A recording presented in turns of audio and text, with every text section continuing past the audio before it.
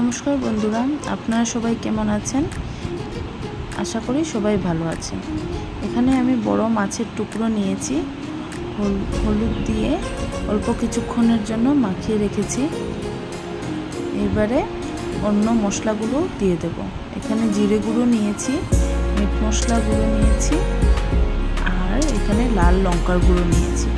Meet মশলাটা আমার ঘরে নিজেই বানানো। আর এখানে আদা, রসুন, কাঁচা লঙ্কা থেতো করে দিয়ে দিয়েছি। আপনারা চাইলে পেস্টও করে নিতে পারেন। এবারে নুন দিয়ে দিয়েছি। এবারে অল্প সর্ষের তেল দিয়ে দিলাম। তারপর এগুলোকে ভালো করে একসাথে ম্যারিনেট করে নেব,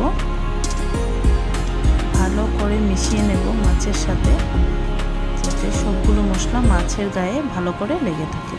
অল্প কিছুক্ষণের জন্য ঢেকে রেখেছি। এবারে কড়াইয়ে সর্ষের তেল দিয়ে মাছগুলো ভেজে নিয়েছি। তেল ঢালার আমি দেখাতে পারিনি, একটু ব্যস্ত ছিলাম তাড়াহুড়োর মধ্যে। এবারে মাছের পিসগুলো ভালো করে মিডিয়াম ফ্লেমে ভালো করে ভেজে নেব। দেখুন আমার মাছ ভাজা রেডি।